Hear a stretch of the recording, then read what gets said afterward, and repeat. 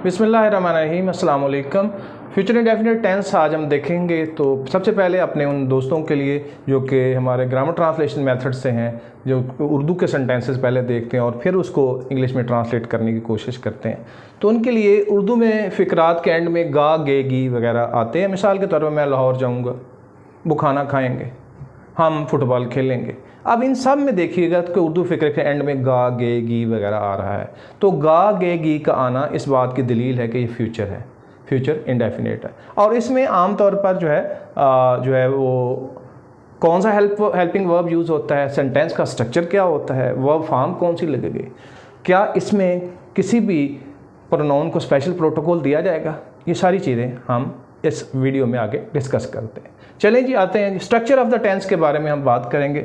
सबसे पहले सब्जेक्ट हम यूज़ करेंगे, फिर उसके बाद HV यानी हेल्पिंग वर्ब यूज़ करेंगे, फिर मेन वर्ब की फर्स्ट फॉर्म आती है और फिर remaining part of the sentence जो है आ जाता है। अब इसमें देखें कि सब्जेक्ट के तौर पर आपको पता है कोई भी टेंस हो हमेशा नाउन या प्रोनाउन आएंगे।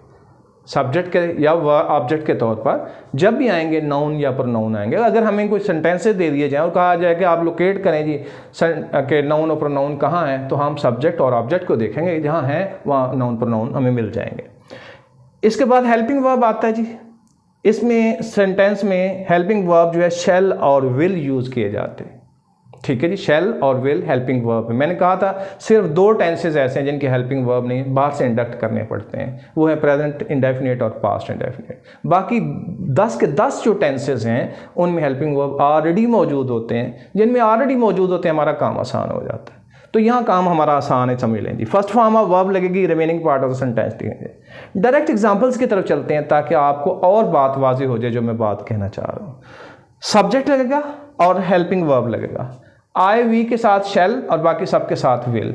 लेकिन ये भी जो एक लाइन थी, ये ट्रेडिशनल इंग्लिश जिसे हम कहते हैं उसमें ये लाइन ड्रा की जाती थी, लेकिन with the passage of time ये डिस्क्रिमिनेशन आहिस्ता आहिस्ता ख़त्म होती जा रही है। इसको जो है बिल्कुल क्वाइट इंडिपेंडेंटली लोग यूज़ कर रहे हैं, शेल को भी और विल को भी। बहरहाल इसे हम फ्लक्स ऑफ लैंग्वेज कहते हैं। ये वक्त के साथ साथ हर लैंग्वेज में कोई तब्दीलियाँ आती रहती हैं, लेकिन ट्रेडिशनल ग्रामर में ऐसे ही कि आई वी के साथ शेल आएगा और बाकी सब के साथ विल आएगा। आई shall write a letter tomorrow. अब इसमें देखें ये सब्जेक्ट है, उसके बाद हेल्पिंग वर्ब आ गया। ये देखें ये हेल्पिंग वर्ब है और मेन वर्ब की फर्स्ट फॉर्म है। यही कहा था कि सब्जेक्ट लगेगा, हेल्पिंग वर्ब लगेगा, मेन वर्ब की फर्स्ट फॉर्म लगेगी और आगे लिखा हुआ था remaining part of the sentence. Sentence का रिमेनिंग पार्ट यानी आ लेटर टुमारो हमने लिख दिया। अच्छा जी, अब ये चेक करने के लिए मैंने डिफरेंट प्रोनाउन यूज़ किए हैं कि क्या इसमें किसी प्रोनाउन को स्पेशल प्रोटोकॉल दिया जाता है। तो स्पेशल प्रोटोकॉल वर्ब फॉर्म के लिहाज से तो नहीं दिया जाता, लेकिन आप देखें तो आई और वी के साथ शेल लगाएंगे, बाकी सबके साथ विल। इसको आप स्पेशल प्रोटोकॉल समझ लें, यानी कि हेल्पिंग वर्ब की फॉर्म में एक स्पेशल प्रोटोकॉल मौजूद है, वो भी ट्रेडिशनल इंग्लिश में।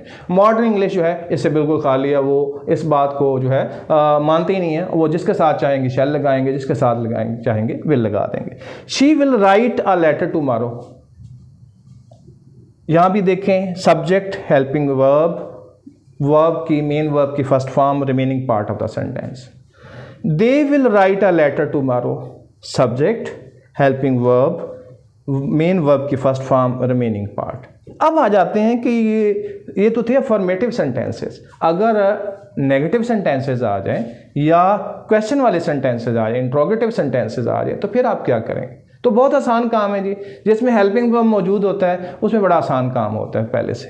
जहाँ है पहली हेल्पिंग वर्ब आती है, कुछ ऐसे टेंसेस हैं जिनमें more than 1 helping verb use होते हैं। जहाँ पे हेल्पिंग वर्ब पहले वाला यूज़ होता है उसके फ़ौरन बाद नॉट लगाने से नेगेटिव सेंटेंस बन जाता है। मिसाल के तौर पर यहाँ मैं लिख सकता हूँ कि I shall not write a letter tomorrow, यहाँ नॉट लगा दिया। इसमें मैं लिख सकता हूँ शी विल नॉट, यहाँ नॉट लग जाए, write a letter tomorrow. They will not write a letter tomorrow, ये नेगेटिव सेंटेंस बन गए। क्वेश्चन बनाने के लिए क्या करेंगे कि जो हेल्पिंग वर्ब है, फर्स्ट हेल्पिंग वर्ब जो होती है, फर्स्ट एक्सिलरी, उसको हम सब्जेक्ट से पहले ले जाते हैं। यहाँ ये हेल्पिंग वर्ब है, इसको सब्जेक्ट से पहले ले आइए। कैसे पढ़ेंगे इसको, shall I write a letter tomorrow. इस एक्सिलरी को यहाँ ले आइए, कैसे पढ़ेंगे, will she write a letter tomorrow. इस एक्सिलरी को यहाँ पे ले आइए, कैसे पढ़ेंगे आप, will they write a letter tomorrow.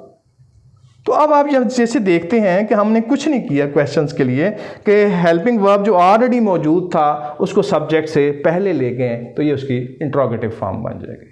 तो आई होप कि आपको स्ट्रक्चर ऑफ द सेंटेंस समझ में आ गया होगा, इसमें जो हेल्पिंग वर्ब यूज़ होता है वो समझ में आ गया होगा, और सब्जेक्ट के तौर पर नाउन प्रोनाउन किस तरह यूज़ करते हैं ये भी समझ आ गया होगा। Thank you.